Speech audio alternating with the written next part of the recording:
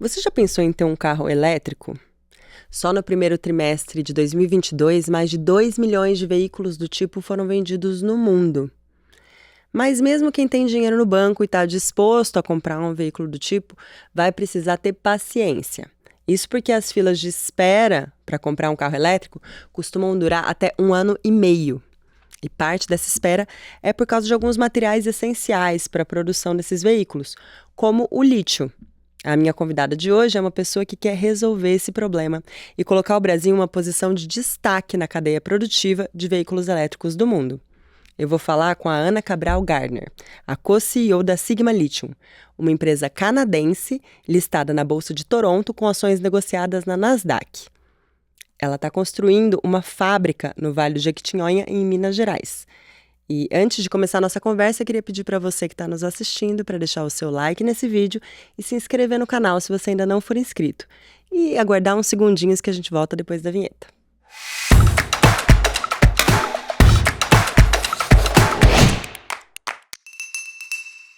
Agora sim, Ana, muito obrigada pela presença hoje, por ter topado esse convite para conversar com a gente. Obrigada por me receber. É um prazer estar aqui. Eu queria que você já começasse contando a sua história lá atrás. Como que foi a sua infância, onde você nasceu e cresceu, se você imaginava chegar onde você chegou hoje. Bom, eu sou carioca do Rio de Janeiro, né? E nasci na Tijuca na década de 70 e cresci na Tijuca na década de 80. Então, como toda a minha geração, nós somos uma geração traumatizada, né? É a classe média traumatizada, porque meu pai era engenheiro naval da Marinha, metalúrgico, minha mãe da área biomédica, com um mestrado em imunologia e microbiologia, e nunca havia dinheiro em casa. A gente estava sempre vivendo essas durezas que a classe média viveu por causa da inflação. Então, isso marcou muito as minhas primeiras memórias na década de 80, né? Você, no início do mês, aquela corrida para o supermercado aberto até 2 da manhã, 3 da manhã, naquela virada de mês, quando as pessoas recebiam salário. Então, eu lá, criança, ia com a minha mãe para o supermercado, virada de salário, gasolina toda indexada, então empurrando o carro naquela fila de combustível. Então era uma classe média diferente dessa classe média de hoje. E é por isso que eu fiquei uma otimista, porque a minha base de anos 2020, 40 anos depois, né, é uma base comparada às minhas primeiras memórias de Brasil. Então, direcionalmente, se você pensar em termos de trajetória econômica, você teve a volatilidade que teve, mas a direção do país é muito boa. A gente está muito melhor hoje, a classe média está muito melhor hoje do que a classe média de onde eu vinha nos anos 80. Não tinha classe média, ninguém nunca tinha dinheiro. E isso marcou muito tudo que aconteceu comigo naquele período, porque, primeiro, eu queria sair daqueles perrengues, né? Eu não queria isso para mim, nem para os meus filhos, nem para ninguém. Porque eu via meu pai extremamente preparado, uma pessoa muito, muito brilhante. Minha mãe extremamente preparada, os dois trabalhando. Minha mãe era executiva na Johnson & Johnson. E a gente nunca tinha dinheiro para nada. Porque do início do mês até o dia 10 do mês, o dinheiro acabava. Assim, isso era inflação de 80% ao mês, né? As pessoas esquecem o que é 80% ao mês. É República de Weimar, é Alemanha 1929. O dinheiro não existe, né? E isso é muito importante para entender o que aconteceu comigo. Então, eu sempre fui muito boa de matemática. 20% em matemática é habilidade que eu tinha de sobra e 80% é effort. Então, o esforço, né? Então, da onde que eu buscava a força de vontade para o esforço? Da loucura em que eu vivia no dia a dia, né? Criança, aquele mundo caótico em volta de mim.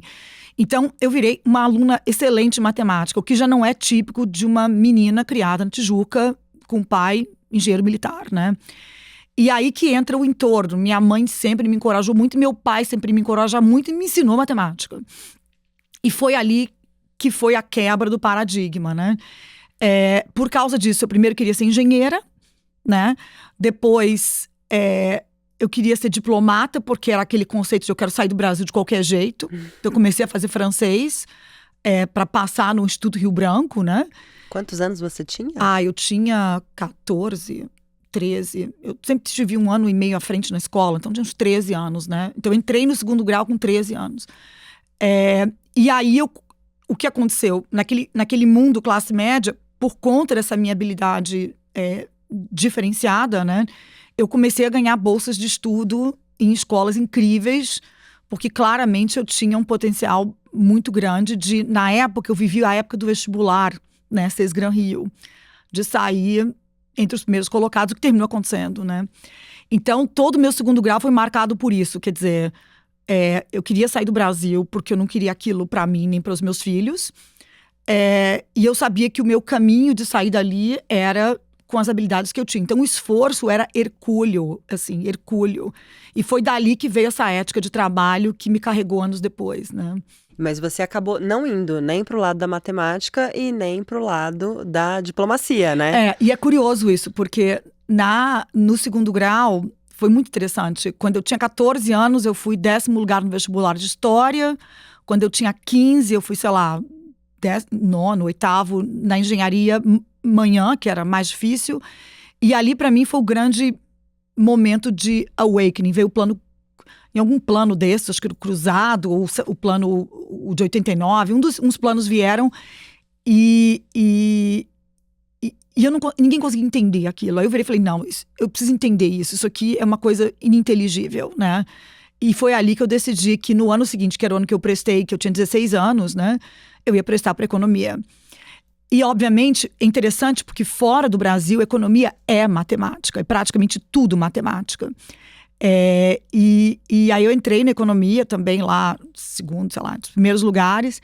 Entrei em 2 faculdades, que eu fiz economia na UFRJ e entrei na ciência da computação na PUC, também lá entre os primeiros colocados, ganhei uma bolsa da PUC e fazia as 2 coisas, porque no Brasil você não tinha o double major, você tinha que estudar em 2 lugares. Aí você imagina eu com 16 anos de ônibus entre a URCA e a Gávea. Assim, são histórias assim que você não são inimagináveis. E aí você na PUC, que é uma escola de elite no Rio de Janeiro, você não tinha um microcomputador. Não existia micro, porque o Brasil tinha lei de informática, você não podia importar. Então a PUC tinha um CPC velho, que era cartão. Então eu programava em COBOL no cartão. Aquelas caixas de sapato com os programas. Ou seja, para você ter tempo de computação, eu tinha que ficar lá até as 4 da manhã, 5 da manhã. Então eu, com 16 anos, na Gávea, de ônibus, pegando 170, não esqueço até hoje, que é até um dos ônibus que um dia incendiaram e mataram todo mundo, saindo da PUC, né? Na época já, meus pais divorciaram, meu pai foi morar no Flamengo, pro Flamengo, porque eu tinha aula no dia seguinte na UFRJ, 8 da manhã. Então, caos, né? E foi assim que eu toquei. Então, esse início, essa minha vida no Brasil, né, na década de 80, assim, marcou muito todas as escolhas que eu fiz depois, né? E você acabou indo para o mercado financeiro, sim, né? Sim. Que é uma carreira também um pouco diferente para uma mulher. Ainda hoje são poucas as mulheres na carreira de mercado financeiro, mas naquela época era uma minoria, né? E matemática, de novo. É muito interessante. Quando eu era muito jovem, eu entrei... Bom, olha como são as coisas, né? Como são suas influências. Todos os meus amigos da PUC, na economia... Quer dizer, eu não fazia economia na PUC, fazia ciência da computação. Todos os meus amigos da PUC, super antenados de mercado financeiro. Meus amigos da UFRJ, muito mais focados em Banco Central e em BNDES. Então... As influências que eu tive na PUC foram fundamentais, mesmo fazendo ciência da computação. A turma da engenharia da PUC queria toda ir para o mercado financeiro, né? E que eram os amigos que eu tinha que ficavam lá no CPC 3 da manhã, 4 da manhã, fazendo COBOL, né? E aí um deles falou, não, tem um banco aqui, chamado Banco Garantia, que vai abrir para estagiários. E aí lá fui eu aplicar para o tal do banco. Aí eu virei em casa e falei, não, pai, que eu vou entrar num Banco Garantia, que é o máximo e tal. Meu pai, nunca ouvi falar nesse banco. Por que você não faz um concurso para o Banco Central? Por que você não faz um concurso para o Banco do Brasil? Eu falei, não, pai, eu vou para esse banco. E lá fui eu, fiz lá a prova. Tinha uma prova de inglês, tinha uma prova de matemática, e, obviamente, fui muito bem. E aí, entrei no banco. E aquilo mudou minha vida. Porque foi a primeira vez que eu fui exposta a um banco de investimentos. E assim, era claro que eu queria fazer, né? E eu adorava o banco, adorava. O Banco Garantia, que é a semente do 3G, do Todos, e era uma Lehman. época icônica, porque todos eles estavam no banco. Então era assim, era a época icônica do banco, né? Eram os anos mais incríveis, né? 90, 89, 90, 91, eram os anos assim icônicos do banco. E é interessantíssimo, porque todas as pessoas com as quais eu tive contato naquela época fazem parte da minha vida até hoje. Alguns são investidores da Sigma, viraram mentores e amigos, e ali ficou claro para mim o quê? Que dava para eu ir longe, né? Você roda, né, nos lugares. Das funções que eu tive no banco, eu era o que chama de front office na mesa internacional. Por quê? Porque eu falava inglês de telefone, né? Então eu conseguia ter uma conversa em inglês com uma parte do outro lado. E nessa mesma época eles tinham acabado de inventar uma coisa muito moderna que chamava o Excel. Né? Era uma modernidade. Todas as planilhas em Lotus 1, 2, 3 e tinha aparecido o Excel. E lá ia eu, vindo de ciência da computação, eu fazia aquilo com, né, olho fechado. Programei um monte de macros para precificar uns bonds, que eram os bonds das negociações de dívida do Brasil. E assim, foi aquilo que me fisgou, né? Eu vi que era ali que eu queria ficar. E foi assim. E aí eu transferi de faculdade, porque o banco teve isso, né? O banco tinha se mudado para São Paulo, não tinha gente em São Paulo. Foi assim que eu fui parar nesse front office. Tinha uma oportunidade nessa mesa internacional, que era liderada por um executivo do banco, que hoje também é um investidor nosso, muito querido. Ele tinha 26 anos na época, era todo mundo jovem, né? Era incrível. Com um espírito muito diferente também. Eu me mudei para São Paulo, eu não tinha 20 anos. Olha que coisa inacreditável, né? Eu literalmente falei, eu vou para São Paulo. Por que não? Você não ouve isso, né, no Brasil, aquele Brasil daquela época que Rio era longe de São Paulo, né? Assim, o Rio e São Paulo eram muito longe, né? Avião era caro. E lá fui eu para São Paulo com uma grande amiga e um grande amigo, né? Então, um amigo meu que era do IME, colega de segundo grau. Essa minha amiga Gênia, que veio fazer mestrado com Pastore na USP. E eu, do Banco Garantia, num apartamento na Jesuína Arruda, que era um bairro no Itaim, de classe média alta, assim, um choque dos vizinhos. E aí, passado o choque, eles viram que nós éramos um bando de nerds, de CDFs. A gente só trabalhava, só estudava, não tinha uma festa, não tinha uma... Nós éramos os melhores vizinhos do mundo, porque a gente nunca estava lá. Eu saía às 4 da manhã para estar no banco e abrir a mesa com Londres, chegava a hora que fosse. O meu outro amigo estava fazendo, enfim, engenharia militar, pós-IME, estava fazendo uma outra coisa. E a minha amiga fazendo mestrado todas as horas do dia e da noite na USP. E somos amigos, eu e ela somos inseparáveis de vida, assim, viramos amigas de vida. Então, assim, são experiências incríveis. Então, o banco foi uma experiência de vida para mim, que eu saí de casa para mudar para outra cidade com 19 anos, né? E profissional que me expôs aquilo tudo. Era um privilégio trabalhar naquele banco naquela época, né? Com aquelas pessoas Com aquelas também, pessoas né? que são icônicas, assim. Eram as pessoas icônicas. Era o tempo... Lehman, Assim, Teles. o Jorge dava expediente no banco, né? Ele ia no banco, né? Então, assim, eu não peguei o Teles, ele estava já na cervejaria, nem o Beto, que já estava na Americanas, mas Antônio Carlos Freitas Vale, Fernando Prado, Eric Heim, o Jorge dando expediente, assim, José Olímpio, eram pessoas que viraram o Roberto Thompson, dando expediente, assim, eles iam trabalhar todo dia, era o time que tinha ali, né? Então é muito bacana, né? É muito bacana. E como que foi a sua virada, né? Porque em algum momento você saiu do mercado financeiro Sim. E foi parar dentro de uma empresa, numa cadeira executiva. Como que foi esse... Foi uma longa trajetória, né? Isso são quase 30 anos depois, né? Muitos anos depois, eu comecei muito nova. Primeira coisa foi sair do Brasil, que ficou claro para mim ali o seguinte, que eu tinha que ser melhor, né? Da onde eu estava, para eu dar o pulo, eu teria que ser melhor. E como existia uma conexão do banco com o mundo no exterior, primeiro era voltar para o Rio. Porque, assim, duas coisas, né? Eu tinha que sair do Brasil. Né? Eu tinha colocado na cabeça que eu queria fazer um mestrado ou um doutorado fora do Brasil. E, para isso, eu aprendi que eu tenho que me preparar muito. Então, a primeira coisa era eu preciso voltar para o Rio. Porque no Rio eu ia conseguir ter estrutura de tocar a minha preparação para sair do Brasil. Então eu voltei para o Rio, para um outro banco, Banco Pactual, também a mesma coisa, icônico.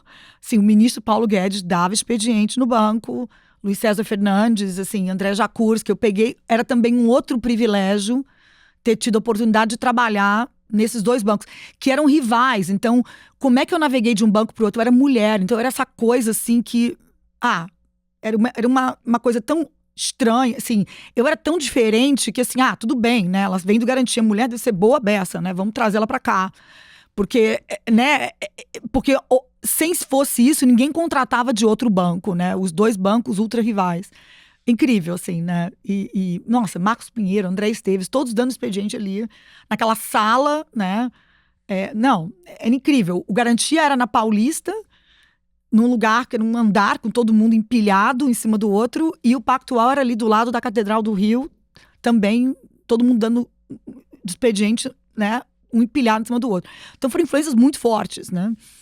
E dali eu apliquei para um doutorado fora do Brasil, numa universidade incrível, fui aceita, e fui embora, né? E amarrei com um summer no Goldman Sachs. Então, eu ia para o Goldman Sachs fazer o summer e ia depois para o doutorado. Então, foi ali que eu entrei, né? E, obviamente, no Goldman Sachs entrei, no Goldman Sachs fiquei. E foi dali o pulo para ir para Nova York. Então, eu sou parte da geração da fuga de cérebros.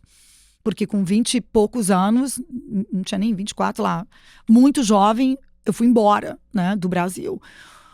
O que, mais uma vez, assim, quando você olha, eu não teria conseguido voltar para a posição que eu voltei muitos anos depois, se eu não tivesse saído naquele momento. Eu passei 20 anos fora do Brasil, Goldman Sachs, depois o Merrill Lynch, né? Em Londres e em Nova York. Voltei para o Brasil com o Goldman Sachs em 2007 já, para abrir o banco aqui e liderar o IPO da Bovespa. Se você fazer uma conta, quase 20 anos depois de ter saído, né? Mais de 20 anos. Não, quase 20 anos depois de ter saído do Brasil.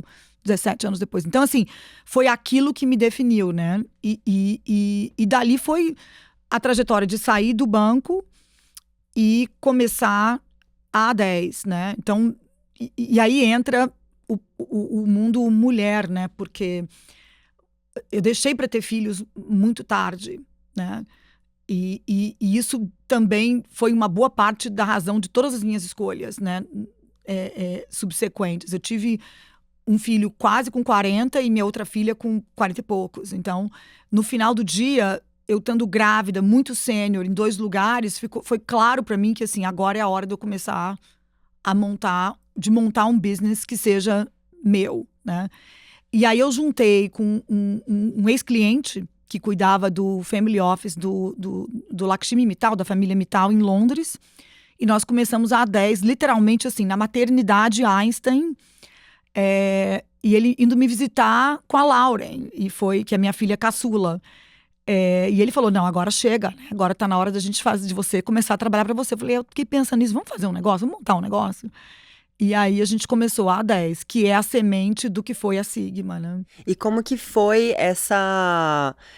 dessa chegada da Sigma, da A10 até a Sigma? Vocês entraram como investidores? Sim, nós investimos na Sigma. E é muito interessante, porque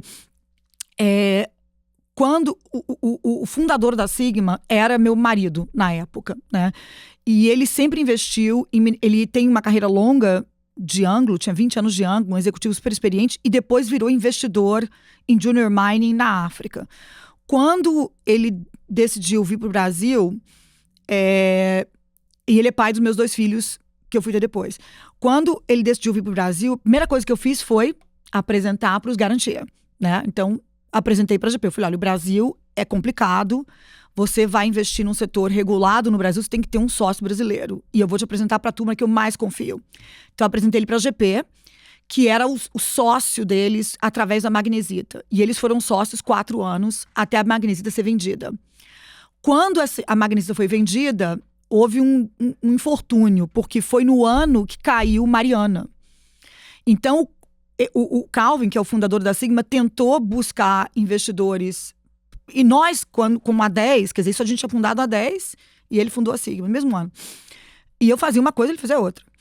E nós, como a 10, o que nós fazíamos na 10? Qual era o plano? Era emular o modelo de um outro ídolo meu de Goldman Sachs chamado Byron Trott, que era o quê?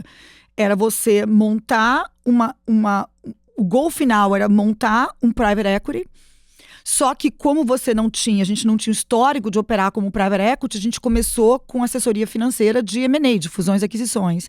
E exatamente como o Byron, a gente tinha clientes incríveis, então nós fizemos deals muito grandes, que tinham sempre bancos grandes do outro lado, e a gente ficava com todo o FII, né? E qual era o alinhamento meu com o Marcelo, que é meu cofundador na A10? Era que nós tínhamos a cabeça de não distribuir os dividendos, né? E isso é difícil, porque você começa a ganhar aquele calibre de dividendos, de receita, e assim, aquela tentação de distribuir e subir o padrão de vida. E a ideia qual era? Não. A gente estava ali, nós já tínhamos um padrão de vida bom quando entramos, nossas reservas ficaram como reservas, e a gente tirava da 10 um fixo que era bem pouco todo mês. Nem me lembro quanto era, mas era pouco, assim, chamava de dinheiro do almoço. Era pra gente se sustentar.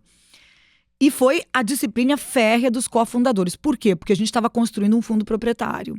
E essa era a inspiração do modelo do Byron. Mesma coisa, só é sócio quem tem esse chip. Você tem que entender que é um prop fund, é um fundo proprietário que a gente está construindo. Por quê? Porque quando a oportunidade chegar, a gente vai co-investir. E é muito poderoso quando você vira para co-investidores num clube deal que você vai colocar mais de 50% prop, né? Mostra que você tem muito, chama de skin in the game. E foi assim nos primeiros 4 anos. A gente fez deals incríveis, né? Incríveis, assim. Nossa, CVS Onofre, Niel L'Oréal, Vult Boutique, assim, só coisa incrível. Fechamos capital do Bob's, assim, eram deals de calibres incríveis. Fora, assim, vários mandatos de retainer das maiores farmacêuticas do mundo que a gente tinha, que eram meus clientes de fora. Então, assim, a gente tinha um portfólio de clientes muito robusto nas áreas que eu cobria, que a gente cobria. E isso deu um prop fund razoável. E ali veio, então, a história se encontrou, quer dizer, o Calvin procurando investidores e o setor mineral no Brasil, quer dizer, a Sigma não é uma mineradora, mas qualquer coisa que tivesse mineradora no negócio era radioativo globalmente no Brasil, ninguém queria saber, né, pós-Mariana. E a gente acompanhou a empresa, porque eu tinha feito a apresentação dele para a Magnesita, tinha ajudado na due diligence dos dois. Então, assim, o ativo pra gente, assim, isso aqui é um ativo bacana. O que foi o litmus test ali? Foi o teste do comitê de investimentos. Foi, bom, você aí vai lá para o sócio ótimo, tudo ótimo, vai para a Ásia, faz a due diligence de que, aspas, esse negócio de carro elétrico não é voo da galinha, fecha aspas. Isso era 2016, outro dia. Não existia o consenso de que carros elétricos não iam ser como todas as outras tentativas de carros elétricos no passado. Voo da galinha. A galinha não voa, né? Ela dá aqueles pulos e não dura. Então, lá fui eu para a Ásia. Em 2016. 2016. E eu me lembro que a viagem que eu fiz para a Austrália, eu ia passar, sei lá, uma semana. E eu falei para minha mãe, olha, eu vou passar uma semana, vem aqui para casa. Na Austrália, eu fiquei 8 semanas. E eu fui em todos os lugares, eu conversei com todo mundo. E o Macquarie, tem um banker incrível que, enfim, muito tristemente faleceu. Ai, ficou até triste. Semana passada, amigo que estava no board da escola americana comigo, o Itoshi, me apresentou para o Macquarie em Sydney e eles salvaram a minha vida, porque o Macquarie me conectou com a Austrália. E ali que a gente aprendeu que, assim, não era voo da galinha, coisa nenhuma, era a tese da transição energética. Tinha algo muito maior acontecendo na China. Aí eu voltei e fui para a China. E assim, a gente não está finalizado com o tudo. Agora eu entendi a oferta, o supply. Eu preciso entender a demanda. E lá fui eu, Japão, China, assim, incrível. E aí a gente voltou, eu volto com uma análise muito fria da coisa, ou seja, esquece a purpurina.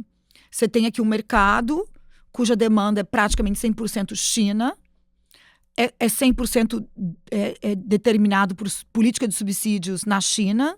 A tese fundamentalista, que nós éramos fundamentalistas, né, é você transformar as cidades chinesas em habitáveis. Você tem um problema seríssimo nessa migração rural-urbana na China, que nós vivemos no Brasil na década de 60, né? E eles precisam transformar as cidades chinesas em habitáveis, e hoje as cidades estão ficando inabitáveis. Eu me lembro de Xangai tocando a sirene 5 da tarde para você voltar pro hotel, uma coisa meio Blade Runner, né? Então, claramente... Mas por causa da poluição? Da poluição, era assim, o ar ficava não respirável. E o hotel avisava, você volta de 5 às 8, que era o horário do rush. Então, você consegue imaginar uma pessoa da China, educada em Stanford, que levou a família, não ia durar muito ali. Então, eles estavam com medo da fuga dos cérebros que eles tinham traído de volta para a China para construir o que é essa potência econômica de hoje. Então, era uma variável muito mais profunda do que só o CO2, né? Era uma variável de sobrevivência do país e daquela locomotiva econômica que o país tinha virado. Quer dizer, os cérebros que eles trouxeram de volta tinham que ficar lá. E as cidades estavam ficando inabitáveis. E eles tinham o experimento de Shenzhen, que era uma cidade limpa, toda elétrica, que era uma cidade incrível, que virou o tech hub da China. Todo mundo queria morar em Shenzhen, que era lindo, tinha sol. Você não conseguia ver sol na China, né?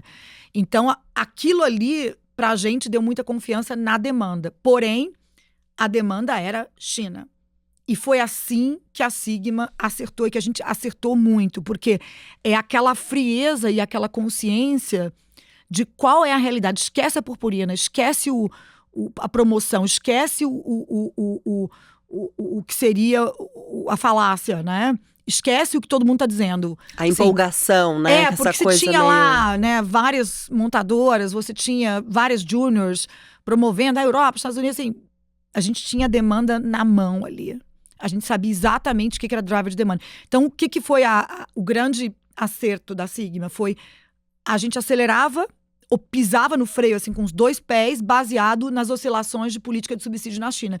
E muitas vezes nós éramos contrários, porque você tinha lá todos os juniors, né, embalados pelos mercados de capitais do Canadá e da Austrália, fazendo e acontecendo, e a gente, China, né? E aí, assim, a gente acertou em cheio, assim, quebraram 4 empresas grandes e júniores, né? Uma foi resgatada pelo governo australiano, então...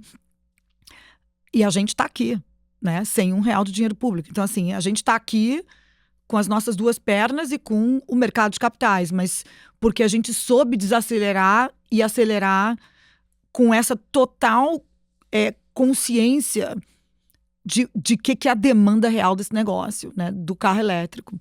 Isso foi em 2016, quando você resolveu entrar assim, como A10. Então, aí em 2016, a A10 fez esse investimento com essa consciência, assim. Vamos investir. E foi muito interessante, que foi uma conversa dura até com o fundador, né? Você tem aqui... Que era seu ex-marido. Na época a gente era casado, né? Então, mais dura ainda, né? Então, assim, você tem aqui 33 targets, né? Que são alvos. 9 dos quais eram minas, então, assim, certeiros, né? A gente quer 1. Pega o melhor que você tem, porque não tem demanda para esse monte de lítio. O mercado não está aí. O mercado é 2,5 milhões de carros na China e tem 5 concorrentes, 2 americanos, 2 chineses, assim, e 1 chileno. A gente não vai conseguir entrar nesse mercado, a não ser que a gente pegue seja rápido e pense num processo diferenciado, né? E aí é que a gente falou, e é aqui que a gente pode te ajudar, porque a gente tem esse manancial. Então, a gente acoplar processo, refino, né, a atividade do que todo mundo fazia, que era lá o concentrado spodumênio, que era o genérico, né? Como que a gente agrega valor para o genérico, né? A gente traz o nosso diferencial, que assim, a gente vai fazer diferente, porque é por isso que a gente está botando dinheiro aqui, para mostrar que o mundo precisa de mineração, senão a gente volta para a idade da pedra, né? Porém, tem que ser feito de uma maneira completamente diferente do que foi feito até agora. Abraçar as comunidades, fazer ambientalmente sustentável, que é uma obrigação. Socialmente sustentável, na nossa visão, também era uma obrigação, que foi algo que agora virou tema. Quer dizer, a gente já via a licença social ser a licença operacional, porque a gente estava vivendo isso ali, né, no Brasil. O setor tinha perdido a licença social completamente em 16.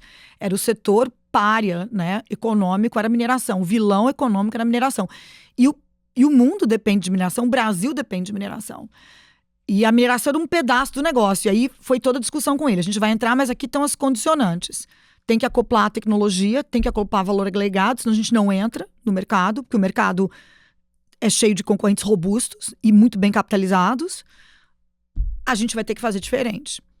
E as decisões são de forma que o ESG, na época não era em ESG, chamava-se Princípios de Investimentos Responsáveis e Princípios do Equador. Isso vai sempre prevalecer. E ele totalmente alinhado com a gente, totalmente, assim, é incrível como teve um alinhamento nesse sentido. E foi ali que nós passamos a virar investidores da Sigma, e viramos investidor líder.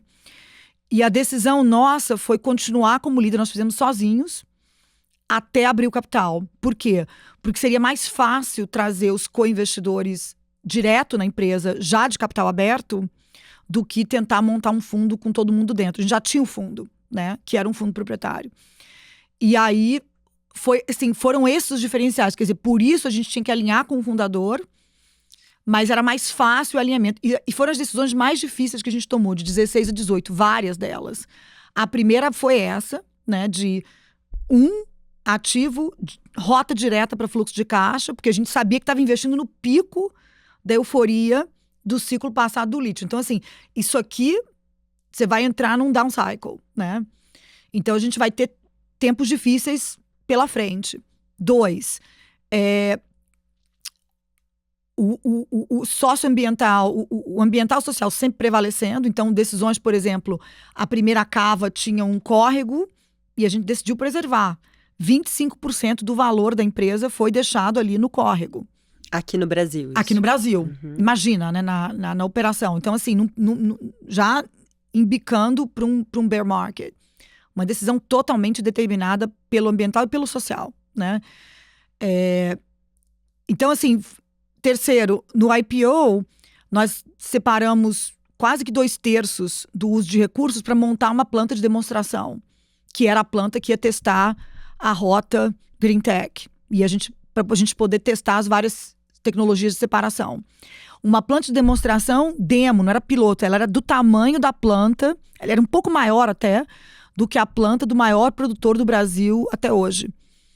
E nós fizemos isso com 2/3 do IPO, enquanto que os nossos pares estavam abrindo capital, indo ao mercado de capitais para furar, aumentar, que era um pouco da ideia original do fundador. E a gente falou, não, isso aqui é uma rota para cash flow. E a rota para cash flow implica em tecnologia verde, tecnologia de processamento, né?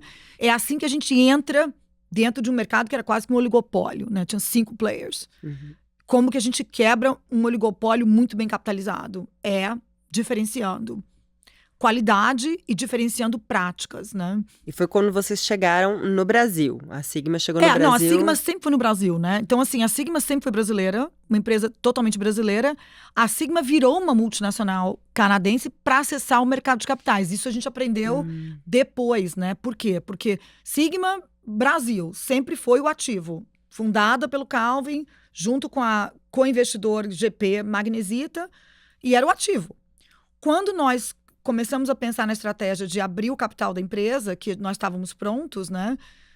Nós estudamos a Austrália e o Canadá, que são os mercados que têm o tamanho para esses IPOs iniciais de recursos naturais, que vão desde mineração até petróleo e toda a gama de recursos naturais.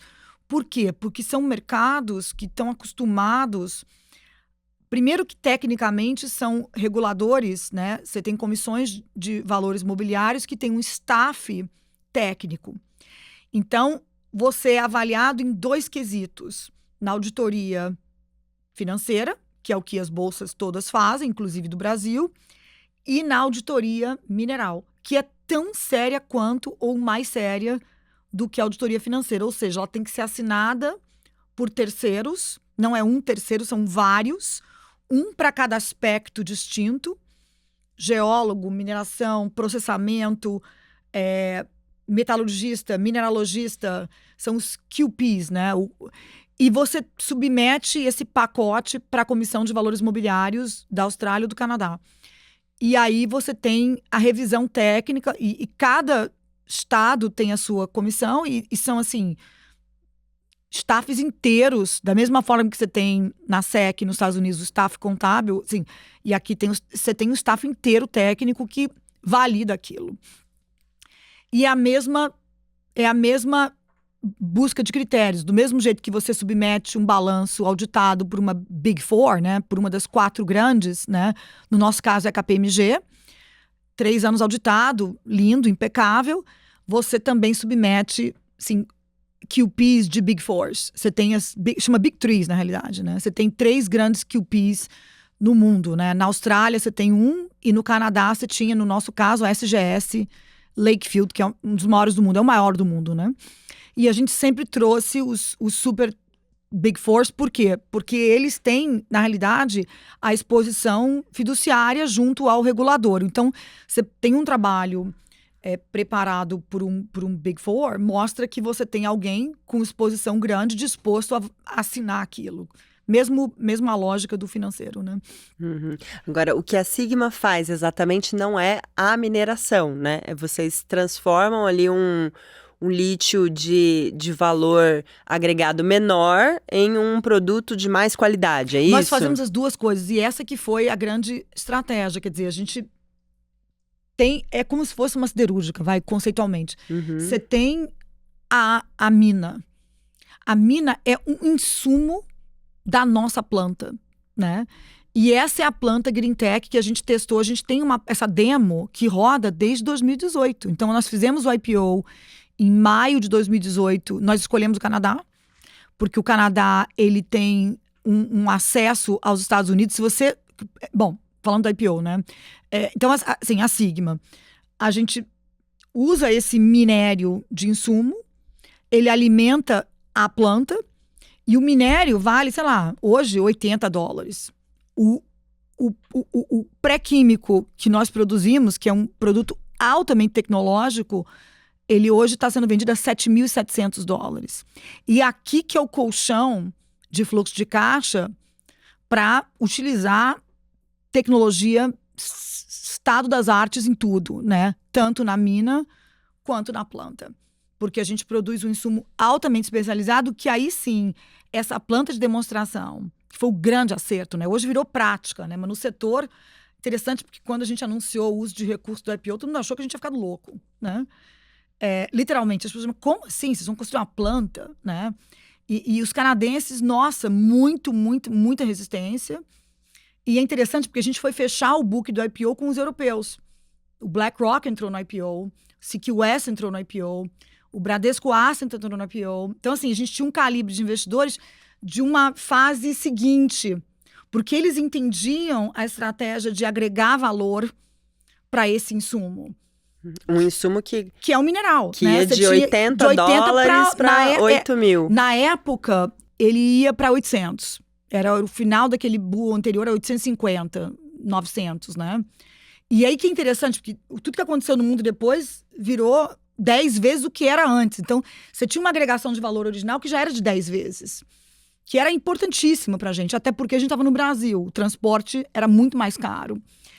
E aí a gente começou a tomar decisões complexas e difíceis, que hoje, olhando para trás, parece que são coisas simples, mas assim, foi muito duro decidir, por exemplo, a questão do córrego no meio do bear market, do mercado bear, né, do mercado já entrando em baixa de commodities. A própria decisão de construir a planta demo já usando os circuitos Greentech, que era recirculação de água, 100% do empilhamento já a seco. A gente testou os circuitos de empilhamento a seco ali, né? Óbvio, usando energia limpa, né? E a gente testou já... Foi ali que a gente começou a testar essa separação por meio denso, que é o coração da Sigma. É como você separa e purifica o lítio sem utilizar químicos nocivos, que é o que chama de DMS.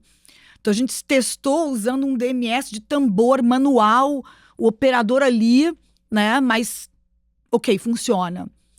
E aí entra a história do bom inimigo do ótimo. Se a gente consegue o bom...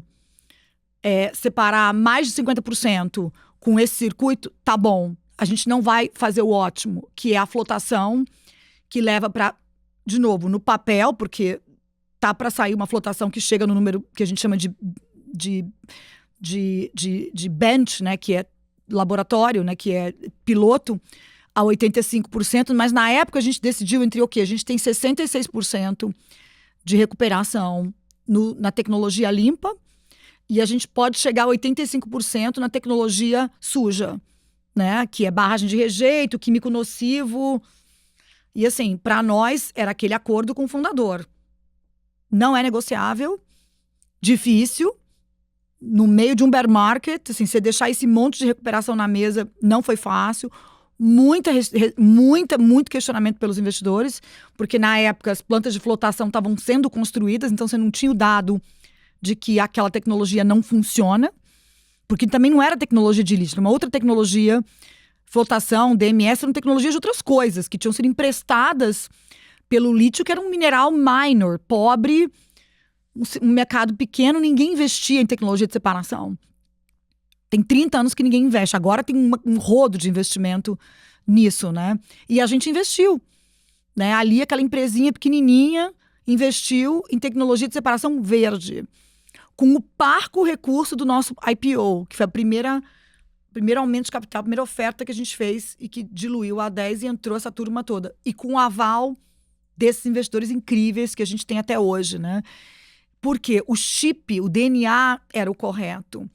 A gente trouxe pro grupo investidores que pensavam igual a gente, pensavam igual ao fundador, que tinha essa cabeça de ambiental é obrigação e o social prevalece, porque no final do dia isso aqui é a nossa licença operacional. Sem a comunidade a gente não vai operar, né?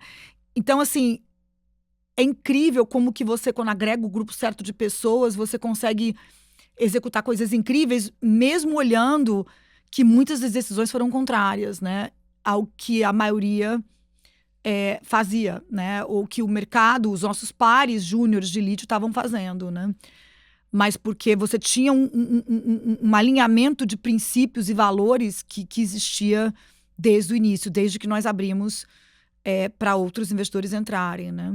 Vocês estão construindo uma fábrica no Vale do Jequitinhonha, em Minas Gerais, é isso? Então. Uhum. E a conexão é com essa demo. Quer dizer, nós passamos 3 anos rodando uma planta de demonstração, que é uma planta em mini escala. A demo, assim, nós decidimos fazer o quê? Construir uma planta comercial que é 6 vezes maior que a capacidade da demo, né? Só que aí você tem todos os adereços e foi ali o resultado de tanto investimento, né? Quer dizer, a gente ia colocar todos os adereços necessários, ou seja, circuitos ambientais de última geração. A gente decidiu construir a versão automatizada da demo, que a gente aprendeu que a versão manual era muito dependente do skill, né? Da técnica do operador. E depois aprendemos que a gente ia digitalizar aquilo com um algoritmo, com um programa de computação. Por quê? Porque aí você não dependeria em nada do skill, nem do operador de planta, né? Ou seja, aquilo ia rodar sozinho. Por que nós aprendemos isso? Porque você tinha aquela consistência de entrega das purezas necessárias para conseguirmos os contratos que a gente conseguiu. E foi essa demo que nos colocou basicamente na mesa com os maiores produtores de bateria do mundo, porque a incredulidade era tamanha que nós sabíamos que a gente ia ter que entregar as amostras. Então a demo era custo para a empresa, é custo, a gente não ganhou R$1 de receita, mas nós entregávamos amostras em escala, chama de bulk scale, né? 100 toneladas de amostras, você começa com 10 quilos, aí 50 quilos é a tese do cliente, né? E aí ele começa a te pedir 100 toneladas para testar a consistência, né? E aquela consistência ímpar, né? E a produção estimada em 5 bilhões. Aí vem a planta comercial. Então, quando nós tomamos a decisão de construir, que foi final de 19, a gente tinha uma demo rodando há 1 ano e meio. A gente já tinha um contrato de fornecimento com um parceiro no Japão, que foi instrumental para a gente na época. Então, estávamos conversando com um parceiro na Coreia do Sul, que virou o nosso grande parceiro hoje, que é a LG, né? Que é basicamente a maior produtora de baterias avançadas de veículos elétricos. Ela fornece para todo mundo, desde Volkswagen a Ferrari, né? Tesla, GM, enfim, Stellantis, que é a Fiat, né? Sim, é uma gama porque a tecnologia deles é flexível, né? Então, assim, em 2019 nós decidimos construir, né, essa planta. E aí foi quando nós fizemos o estudo de viabilidade final da planta. Então, o que era essa planta final? Seria uma planta de, na época, 240 mil toneladas desse refinado pré-químico, né? Um produto super específico, granulado.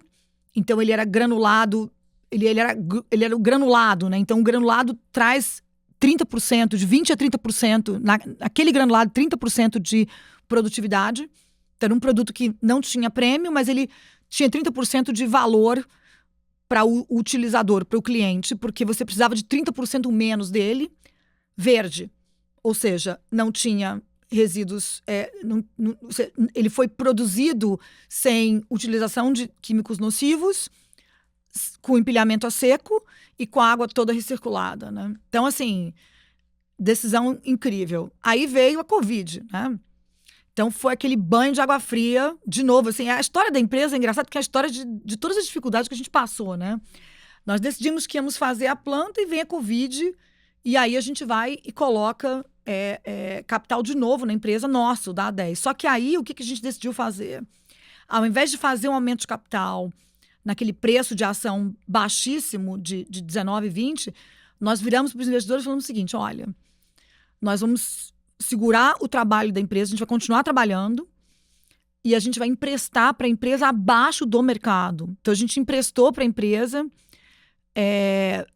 uma linha que a gente se comprometeu que ia até 10, e a gente terminou usando, acho que 7 milhões de dólares, a 10% ao ano, que era uma taxa ínfima para uma empresa naquele estágio de risco. E foi, assim, o maior voto de confiança que a gente podia dar no negócio. A gente está disposto a colocar mais skin in the game para continuar a trabalhar e fazer engenharia detalhada para construir essa planta, porque é isso, e é agora. Porque a gente tinha visto a demanda.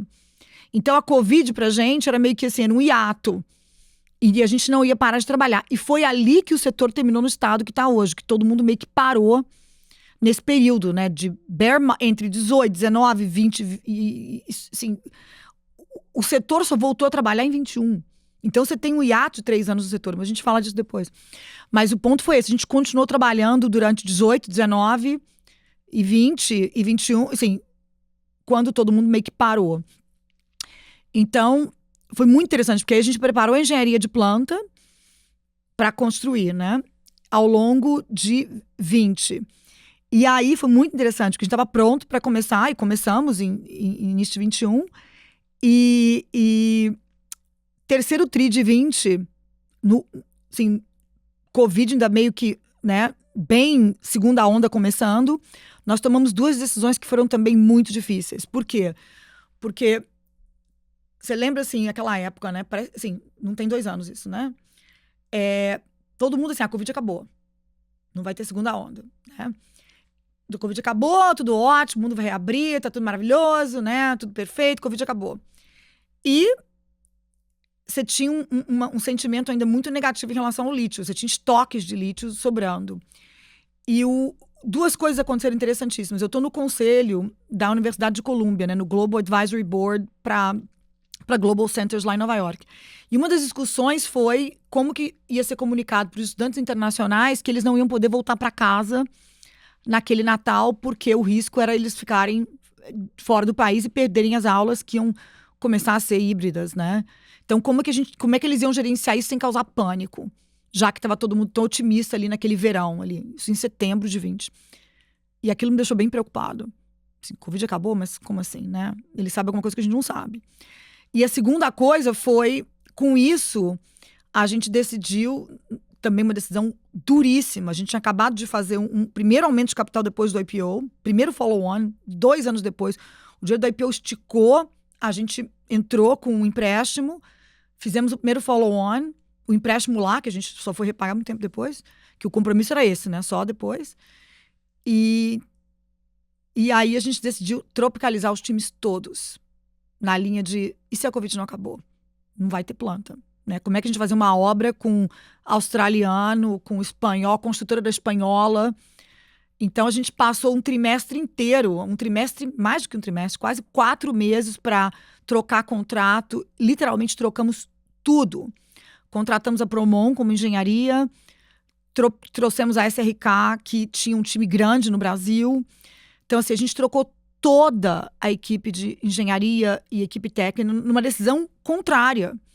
Porque, assim, a Covid acabou, o que vocês estão fazendo, né? Você imagina, quando chegou em janeiro de 21, foi a decisão mais acertada que a gente podia ter tomado ever. Mas, assim, tudo, né? Tem uma frase do Steve Jobs que eu amo, né? É muito fácil conectar os pontos, né? Olhando para trás, mas tenta tomar essas decisões olhando para frente em ambiente de incerteza, né?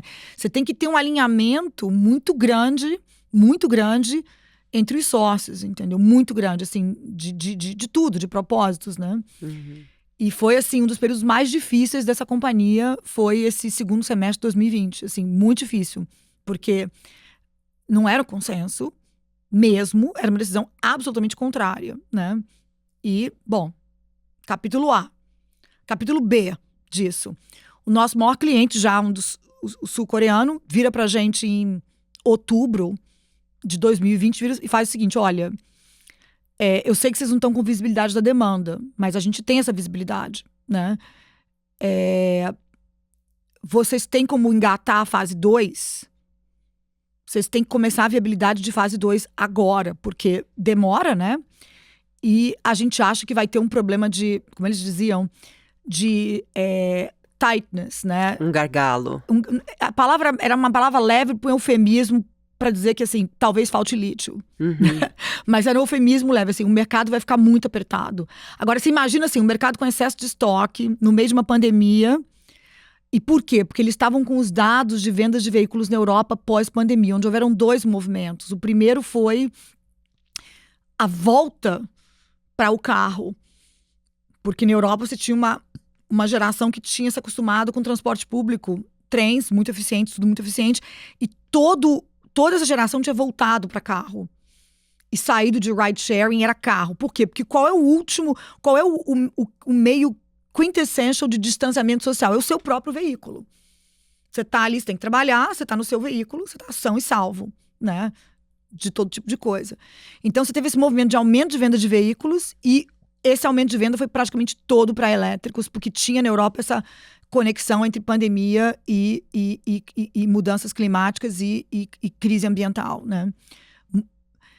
E aí o que eles disseram foi, não só o número de vendas de veículos está aumentando comparado, como 1 a cada 5 veículos vendidos na Alemanha e no Reino Unido são elétricos. Esses números são números de 2025.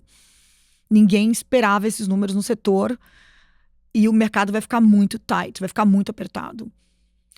E isso era um choque, mas a gente, ok, você está vendo algo que a gente não vê, que você está sentado em dados do downstream, né, de baterias e de venda de veículos, vamos com você. E aí a gente anuncia, nunca vou esquecer, 8 de dezembro de 2020, com o resultado do terceiro trimestre, a gente anuncia que a gente ia começar viabilidade de fase 2. Assim, as pessoas, o quê? Assim, vocês têm certeza? A gente temos. E a gente vai começar a viabilidade de fase 2. Foi a segunda decisão extremamente acertada. E a gente finalizando tropicalização de time. Então, quando a gente começou a construir, depois daquele Natal, a gente já estava planejando fase 1 e 2 conectadas, uma construção de 18 meses, né? E a gente já estava com o time todo tropicalizado. Então, assim, podia fechar, abrir, que era todo mundo do Brasil. Quem era essencial, que não era, a gente trouxe para cá. Então, a gente veio, assim, que nem um trator ao longo de 21 e 22. Então, foi assim, foram as coisas mais acertadas que a gente fez nessa empresa. Foi isso, né? Pensando agora, assim, você falou dessa frase do Steve Jobs, né? Olhando para trás, todos os pontos se conectam.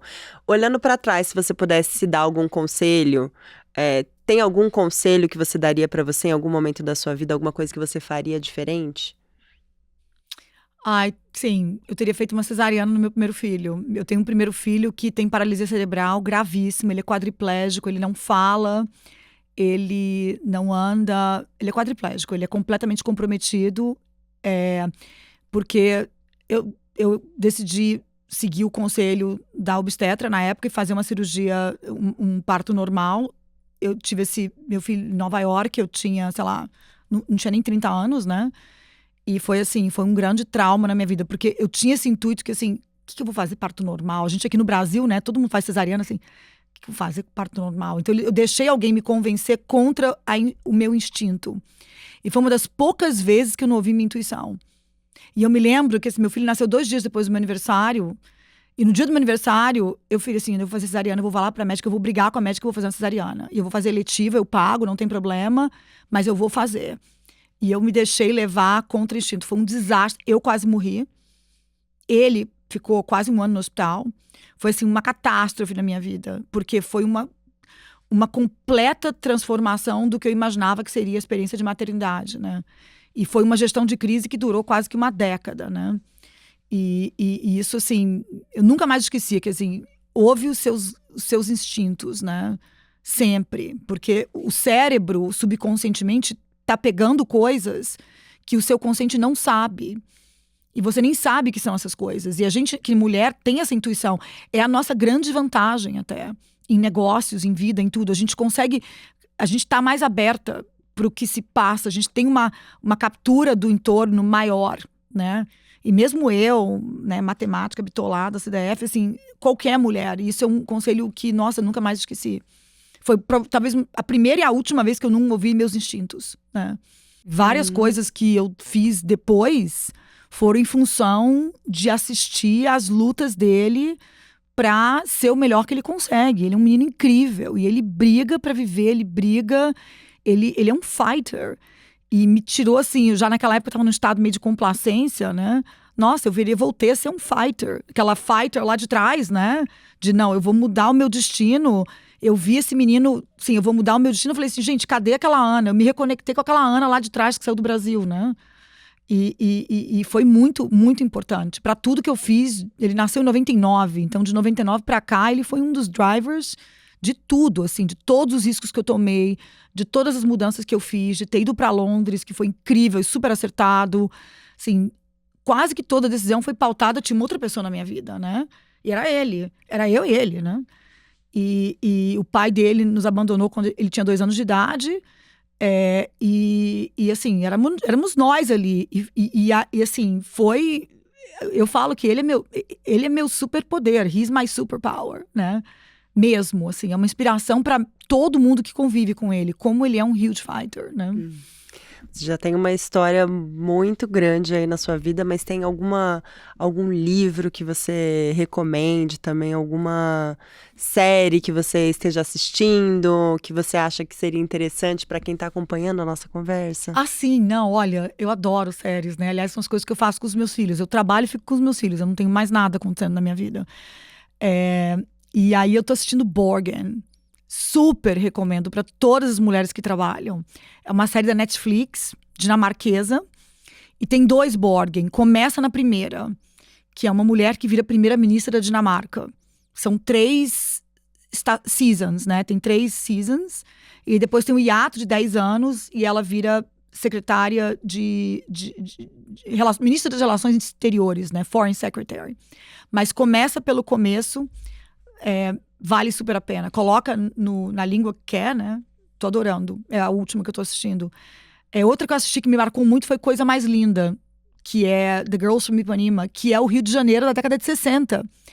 Que me ajudou a entender tudo, assim, da minha família. Minha mãe, minha avó, minhas tias. Porque são elas, naqueles anos 60, né? Era o Rio de Janeiro da minha avó, da minha mãe. Então, todo aquele Rio, capital federal, né? E também incrível, porque é uma mulher que, mesma coisa, se separa do marido, completamente contracorrente, né? Inaceitável, né? E ela monta o negócio dela, né? Que era uma boate de músicas de bossa nova. Incrível a história, incrível. Então, assim, também muito a ver. E livros, eu sempre li biografia, eu sou obcecado por biografia de mulheres, né? E uma que eu li que foi, assim, super marcante, foi Sigma, foi a da Katharine Graham. Para quem não sabe, a Katharine Graham era editora do Washington Post. Então, ela era uma mulher icônica na década de 80, né? E eu, obviamente, não era dessa época, mas todas as minhas mentoras de década de 90, eu tinha lá meus 20 anos em banking, falavam, você tem que ler a biografia da Katharine Graham. Ela é o livro da nossa geração, delas que já estavam naquela outra geração, né?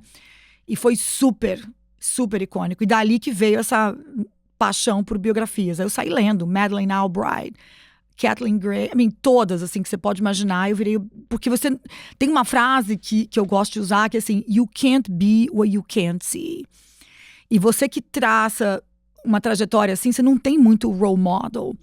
Então que você não pode ser aquilo que você não pode consegue ver. Uhum. E você não tem muitas pessoas em quem você se espelhe, o que é uma tristeza até no mundo, não é só no Brasil.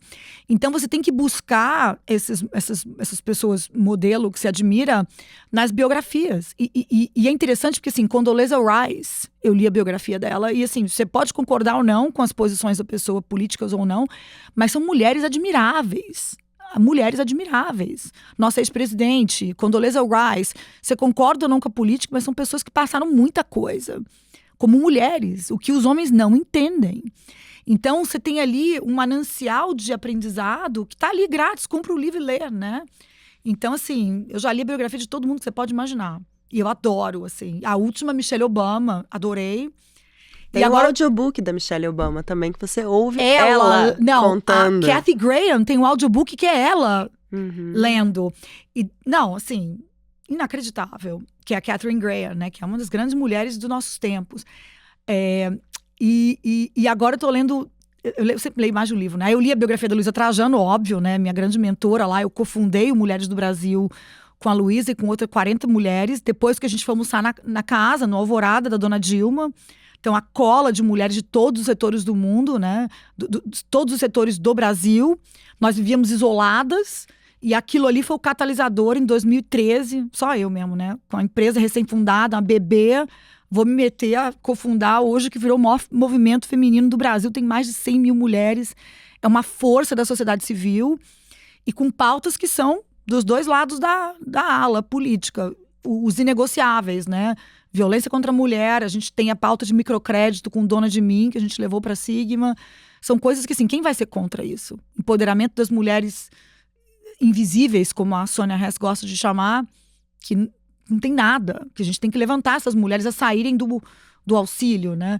Então, li a biografia da Luísa e tô lendo 2 livros incríveis. Acabei a biografia da Luísa e tô lendo mais 2 livros incríveis. Um chama Dar e Receber, que me foi dado por um grande amigo, do Adam Grant, que mostra um pouco isso, né? Que você faz a coisa certa o tempo todo e você dá sem esperar receber, o universo conspira a seu favor e no final vem em tsunami de volta, né? Então, sempre foi meu ethos, é como se ele tivesse traduzido em frases esse ethos, né? E aí tô lendo uma outra de cyber warfare chamado This is the day the world ends. This is how they tell me the world ends. Que ganhou o prêmio FT Book do ano e mostra o que é cyber warfare, que é muito sério, que as pessoas não entendem como é sério. Sim, todo tipo de coisa que você tá vendo, eu sou super eclética, né? E, enfim, mas esses 2, assim, eu acabei de ler um, tô lendo outro, eu vou emendando, eu leio pra dormir, né?